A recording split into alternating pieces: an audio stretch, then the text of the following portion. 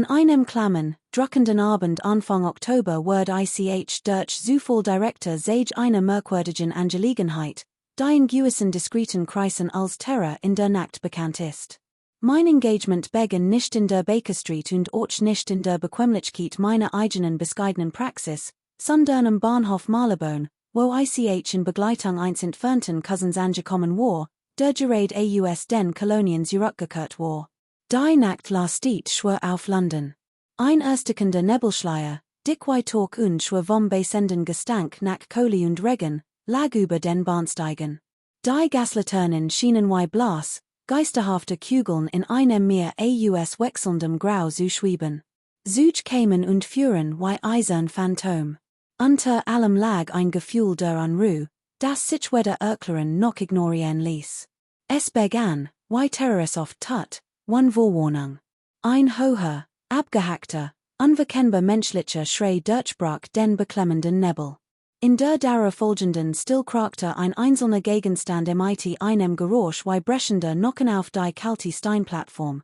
Ein Herrenhut, zerdrückt und beschmutzt, als aber die Folge eines heftigen Kampfes gewesen war. Die Passagier wick hen verwirrt zurück.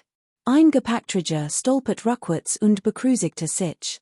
Gottes sei Dank, flüsterte Nicht schon wieder, bever ich die Quell des Tumults erreichen konnte, brach ein Gestalt durch den Nebel. Ein Frau, a Gesicht weiß wie ein Leichentuch, das Haare fen und wild auf den Schultern. Sie rannte nicht blind, sondern mit verzweifelter Entschlossenheit, während sie etwas fest an ihre Brust drückt. Unter ihrem Arm glanzte die unverkennbar eine Laternenaktentasche.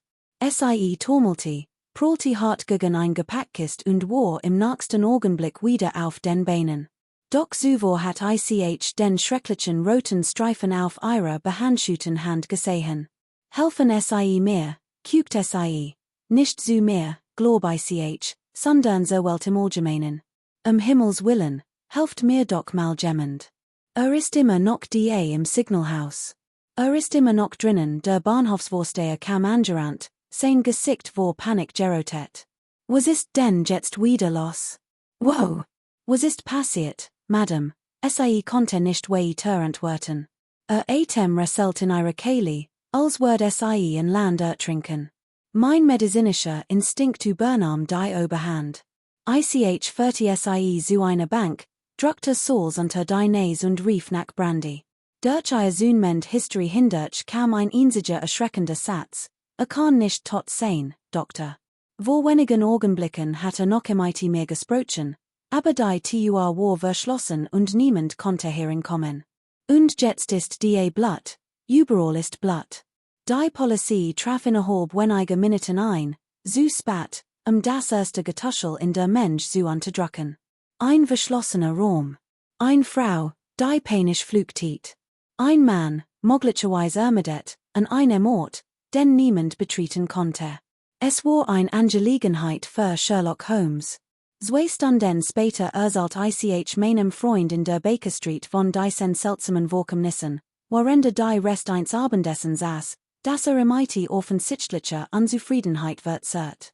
Sie verbluffen mich, Watson, sagt Holmes und fixiert mich mit jenem scharfen, habichtartigen Blick, der schon so manchen Schurken bei Scotland Yard in Verlegenheit gebracht hat. Nicht wegen der Art des Vorfalls, sondern wegen der Tatsache, dass ich in selbst miterlebt und dennoch nicht geblieben war, den Tatort zu untersuchen. Ich bin kein Detective, protestiert ich etwas gekrankt. Außerdem braucht die Frau medizinisch Hilfe. Die Polizei war natürlich sinnlos. Inspektor Gregson hat nicht mehr Fantasie als ein Billardcue, Holmes lächelt schwach. Bahnhof Marylebone, eine Frau in Panik, ein verschlossenes Signalhaus und Blut, sagen sie? Ein so unmöglicher Fall, dass mich wie legt aus meiner Langweil herauslogt. Verschwand kurz in seinem Schlafzimmer und kehrte fertig angezogen für die nächtlich kalte Zurück, den Revolver verborgen unter seinem Mantel. Komm, Watson. Hut Nacht erwartet an eins dieser seltenen Rätsel, das an sehr schlaflos Aufmerksamkeit verdient. Bei Scotland Yard saß die Frau allein im grellen Gaslicht. Ihr Fahrsang war angeschlagen, aber nicht völlig verloren. Eier Handschuh lagen auf dem Tisch und waren inzwischen furchtbar braun verfarbt. Name war Mrs. Eleanor Marsh. Ihren Mann, Chefsekretär der vertraulichen Buchhaltungsabteilung der Bahn, hat sie zuletzt im Stellwerk gesehen, gesund und munter, die Tur von innen verriegelt. Als sie Minuten später zurückkehrt, nachdem sie ein dumpfes Geräusch gehört hat, fand sie nur still war. Blut sickert in einem langsamen Faden unter der Tur Herwehe. Gregson war ratlos, kein Spur von Einbruch, Fenster vergittert, der einzige Schlüssel beim Opfer. Holmes fragte sie nach dem Inhalt des Koffers. Firmenunterlagen, Finanzberichte, nichts Wichtiges für jemanden außer uns trotzdem sie damit geflohen. Dann erzählt sie von einem anonymen Anruf am Morgen, sie soll das Hauptbuch zum Signalhaus bringen, sonst würde man nicht lebend davonkommen. Holmes' Augen glitzerten. Ein Drohung und ein eingelostes Versprechen. Beschloss, die Scene des Geschehens sofort zu sehen. Es war fast Mitternacht, als wir den Bahnhof wieder betreten. Nebel lag schwer über den Bahnsteigen. Das Signalhaus zeigte kein Einbruchsspuren, doch drinnen fand wir einen breiten, dunklen Blutfleck auf dem Boden, kein Leiche. Ein blutiger Fingerabdruck auf einem Hauptbuch, so groß für Mrs. Marsh. Am Schreibtisch ein kleiner Streifen zerrissenen schwarzen Stoffs, alt, steif von Teer, wie von einer alten Eisenbahneruniform. Holmes vermutet, dass Marsh nicht über der Erde sei, sondern unter führte uns zu einem versteckten Eingang in ein netzverlassener Wartungstunnel unter dem Bahnhof. In einer Kammer fanden wir den vermissten Koffer, nicht MIT Geschäftsbüchern, sondern MIT versiegelte Korrespondenz ausländischer Banken, adressiert an unbekannte Namen. Holmes schloss, Marsh war ein Kurier, der ein Verschwinden inszeniert hat, sich abzusetzen. Die Polizei fingen schließlich in einem abgestellten Güterwagen. Doch Holmes erkannte, dass Marsh nur ein Bauer in einem größeren Spiel war, getrieben von einer noch angesehenen Hand. Am Morgen in der Baker Street untersuchte Holmes die Brief. Es waren kein Finanzunterlagen, sondern verschlüsselt Korrespondenz, nicht zurückzuverfolgende Transaktionen. Sie Arnoldten Dokumenten aus einem alten, angelosten Fall, den Wheelen fallen, bei dem verschwundenen Staatsanleihen und ausländische Agenten ein Rolle gespielt hatten. Holmes' Blick verdustete sich. Dies hier, Watson, ist kein End, es ist ein Auftakt. Hier ist der Text One-Seitstempel, in sauberem Fließtext auf Deutsch formuliert. Was bedeutet das? Das war nicht einen einzelnen Verbrecher jagen, sondern ein Netzwerk. Marsh war nur ein Speich, die sich unter der Oberfläche der Stadt dreht. Ich heb den Verdacht, dass sein Verschwinden nicht inszeniert hat, dem Gesetz zu entkommen, sondern ihnen zu entkommen. Holmes, doch Holmes war bereits in Bewegung, griff nach seinem Hut und seinem Revolver und hat das Glitzern in den Augen, das ein Gefahr ankündigt, die erwartet als vermieden wird. Komm, Watson, es gibt einen Mann in London, der diesem Wahnsinn vielleicht einen Sinn geben konnte. Und wenn nicht spricht, werden wir den Grund dafür erfahren. Holmes wandte sich nun nicht in Scotland Yard, auch nicht in einen Gentleman's Club, ein Bank oder ein offizielles Büro. Stattdessen stiegen wir hinab in die Unterwelt der Londoner Makler, Pfandleiher und Informationshandler, die nicht MIT Munsen, sondern MIT Geflüster handeln. Durch Gassen voller Mull und durch Türen, die von falschen Geschäften verdeckt wurden, kamen wir schließlich zu einem Tabakläden in Limehouse. Sein Regal waren MIT Staub bedeckt und sein Besitzer war noch staubiger, MIT Narben, die von Gewalt in der Jugend und Vorsicht im Alter suchten. Der Mann begrüßt Holmes MIT einem Nicken, das weder Angst noch Respekt ausdrückt. Wieder Mr. Holmes. Ich heb mich schon gefragt, wann die Papier wieder auftauchen würden. Oder besser gesagt, wann die Hand kennen würden, die geschrieben hat, der Tabakhandler sagte die Achseln.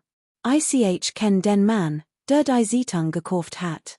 Immer bar besollt, ausländisch, hat seinen Namen genannt. Beschreiben in. Groß, blass, jing, als erwartet, verfolgt zu werden. Trug immer Handschuh, sogar im Sommer. Sprach nur, wenn es unbedingt nötig war, und wenn, dann wir legt auf Deutsch oder so anlich. Holmes Blick Word Schorfer. Und one haben sie die sen man zuletzt gesehen, der Tabakhandler sogert. Letzt wasch. Kam hierin und fragte, ob Parkit für Marsch angekommen seien.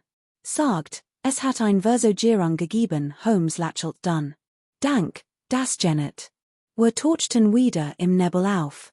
Ein Geist jagt einen Geist, sagt ich. Was jetzt, Holmes? Jetzt legen wir einen Coder für den Geist aus, Watson.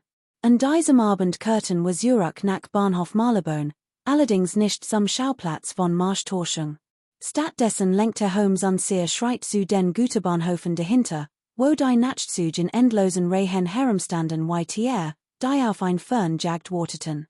Dort organisiert einen einzelnen Wagen. Versiegelt und one Aufschrift, sollte MIT Kisten Bäler den werden, die nach Paris gekennzeichnet wären, aber nichts als Ballast enthielten. Darüber gut sichtbar platzierte die Aktentasche. Die Nachricht wird sich schnell verbreiten, sagt Marscharbeitgeber werden erfahren, dass ihnen die Beauty entgangen ist und wo sie zuletzt gesehen wird. Sie können es sich nicht leisten, sie zurückzulassen, noch riskieren sie, dass sie in weniger diskret Hand fällt. Sie werden sie holen, und wir werden warten.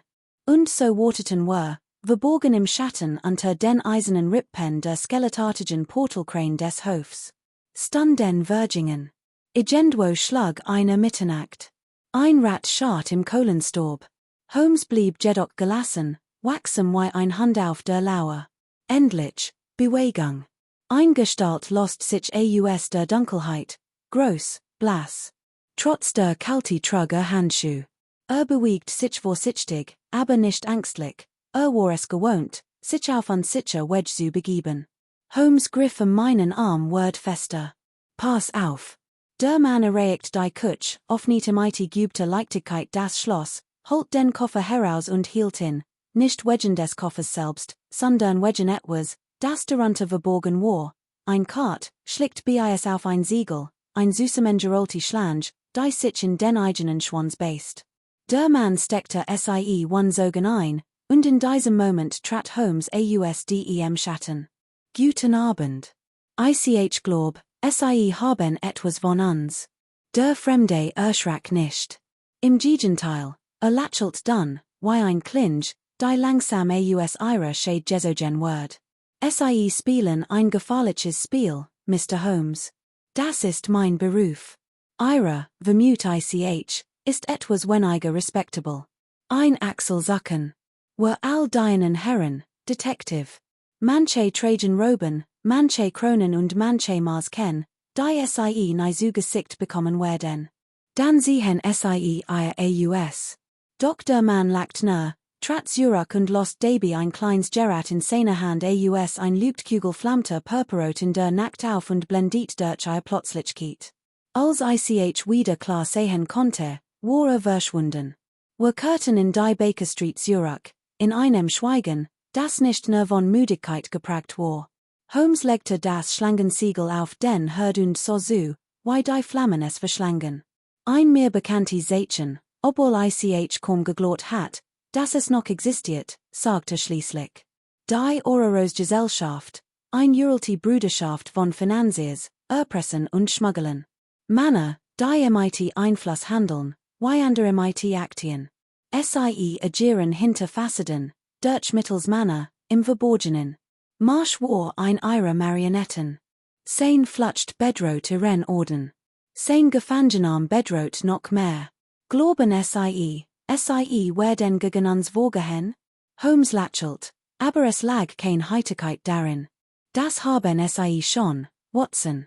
Das Lügtfahrer war kein Warnung. Es war eine Aufforderung. Und wenn? Verander. Beobachten. Warten. Spiel ist lang, ihr jedelt unendlich. Ich zitterte, obwohl das Feuer hell brannte. Und was ist MIT Marsch? Sicher unter Verschluss, Vorist. Aber merken sie, Watson, die Männer, die in Jagen, werden nicht aufhören, und sie werden auch nicht MIT im Aufhören. Stand auf und sog die Vorhänge gegen die Morgendämmerung zu. Dieser Fall ist nicht gelost. Ist lediglich auf Eis gelegt, und der nächste Schritt liegt bei Ihnen. Was bedeutet das? Das war nicht einen einzelnen Verbrecher jagen, sondern ein Netzwerk. Marsch war nur ein Speich, die sich unter der Oberfläche der Stadt dreht. Ich heb den Verdacht, dass sein Verschwinden nicht inszeniert hat, dem Gesetz zu entkommen, sondern ihnen zu entkommen. Holmes, Doc Holmes war bereits in Bewegung, griff nach seinem Hut und seinem Revolver und hat das Glitzern in den Augen, das ein Geffer ankündigt, da erwartet als vermieden wird. Komm, Watson, es gibt einen Mann in London, der diesem Wahnsinn vielleicht einen Sinn geben konnte. Und wenn nicht spricht, wer denn wir den Grund dafür erfahren? Holmes wandte sich nun nicht in Scotland Yard, auch nicht in einen Gentleman's Club, ein Bank oder ein offizielles Büro. Stattdessen stiegen wir hinab in die Unterwelt der Londoner Makler, Fandleier und Informationshandler, die nicht im IT Munsen, sondern im IT Geflüster handeln. Durch Gassen voller Mull und durch Türen, die von falschen Geschäften verdeckt wurden, kämen wir schließlich zu einem Tabakläden in Limehouse. Sein Regal waren im IT Storb bedeckt und sein Besitzer war noch storbiger, im IT Narben, die von Gewalt in der Jugend und Vorsicht im Alter suchten. Der Mann begrüßt Holmes im IT einem Nicken, das weder Angst noch Respekt ausdrückt.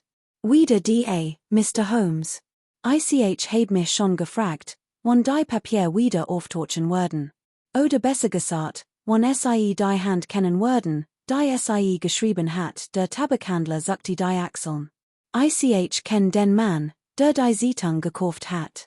Immer bar besolt, ausländisch, hat nie seinen Namen genannt. Beschreiben in. Groß, blass, jing, als aber erwartet, verfolgt zu werden. Trug immer Handschuh, sogar im Sommer. Sprach nur, wenn es unbedingt nötig war, und wenn, dann legt auf Deutsch oder so anlich. Holmes Blick ward scharfer. Und wann haben die sen Mann zuletzt gesehen, der Tabakhandler sogert.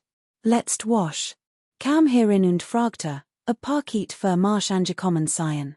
Sagt, es hat ein Versogierung gegeben, Holmes lächelt dann. Dank, das Janet. Wir tauchten wieder im Nebel auf. Ein Geist jagt einen Geist, sagt ich. Was jetzt, Holmes? Jetzt legen wir einen Coder für den Geist US, Watson. An diesem Abend kehrten wir zurück nach Bahnhof Marylebone, allerdings nicht zum Schauplatz von Marschtorschung.